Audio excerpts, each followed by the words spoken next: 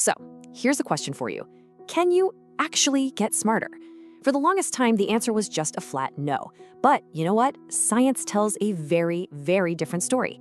Today, we're going to break down 5 powerful, science-backed habits that can genuinely boost your brain power. Yeah, this is the big one, isn't it? It's a question that people have debated for ages.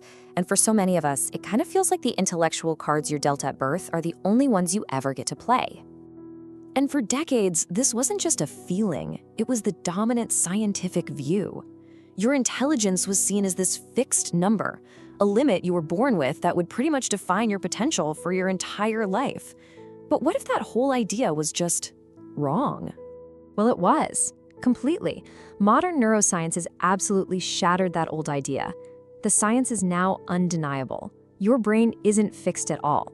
It's actually incredibly adaptable and capable of some pretty remarkable change. And this is all possible because of something amazing called neuroplasticity. It basically means your brain isn't some static object, but it's a living, breathing network that physically rewires itself based on what you do and experience. The main takeaway here: your daily habits can literally reshape your mind. So let's get into the habits that do just that. Okay, first up, a classic, and for a very good reason.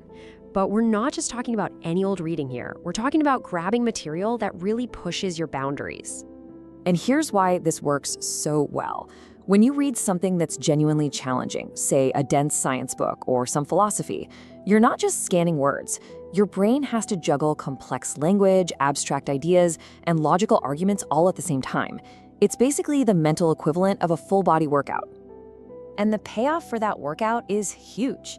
You're not just learning new facts, you're essentially upgrading your brain's entire operating system. This sharpens your analytical skills, it boosts your memory, and it even expands your capacity for creative thinking. This leads us perfectly into our second habit, because your brain absolutely thrives on novelty. Routine might be comfortable, but it's those new challenges that really spark true growth. What you're looking at here is neuroplasticity in action. When you learn a new, complex skill, you literally force your brain to create brand new neural pathways. Think of it like building new roads in a city. You're not just gaining a new skill, you're physically upgrading your brain's hardware. So what kind of skills work best? Well, anything that requires deep concentration and pattern recognition is fantastic. Things like learning an instrument, playing chess, or tackling a new language. These activities strengthen 2 really key areas: your working memory, that's your ability to hold and juggle information, and your cognitive flexibility, which is your ability to switch between different concepts. All right, habit number 3 might surprise you. We tend to separate the mind and the body, but the science shows they are deeply, deeply connected. It's a simple but incredibly powerful truth. Every single time you get your heart rate up, you are directly investing in your mental performance. In fact, it's one of the most potent cognitive enhancers we have available to us, period. So, what's the actual mechanism here? I mean, how does a run or a bike ride translate into sharper thinking and a better memory? Well, the answer lies in this remarkable little protein. Meet BDNF. You can think of it as miracle grow for your brain cells.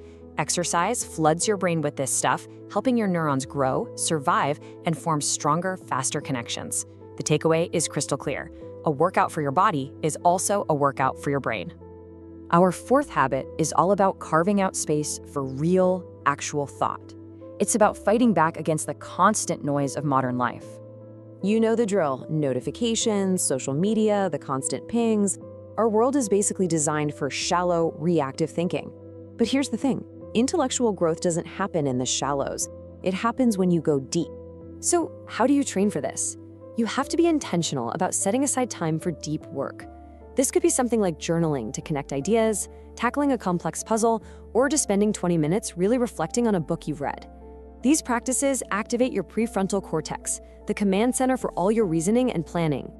And for our final habit, we're going to look outside our own heads, because intelligence isn't just a solo sport. The people you surround yourself with play a huge role. This quote really gets to the heart of it. We are social creatures, and our thinking is absolutely shaped by the people we interact with. Engaging with curious, thoughtful people literally elevates your own thinking. Think about it. When you're in conversations that challenge you, you're exposed to totally new ways of seeing the world. You learn how to defend your ideas, consider different angles, and see how other people tackle problems. It's like a workout for your mind, but with friends. So, after all this, what's the big takeaway? It's that getting smarter isn't about finding some magic pill or a clever shortcut. It's really about one thing. This right here is the most powerful metaphor to hold on to. Just like physical training, growing your intelligence is all about consistent, challenging effort. Reading deeply, learning new skills, moving your body, thinking without distraction, and engaging with sharp minds, these are the reps that build a stronger brain. And that brings us to the most important question. It's not about what you could do, but what you will do. What's one small challenge you can give your brain today to start building that stronger muscle? Thanks so much for joining us.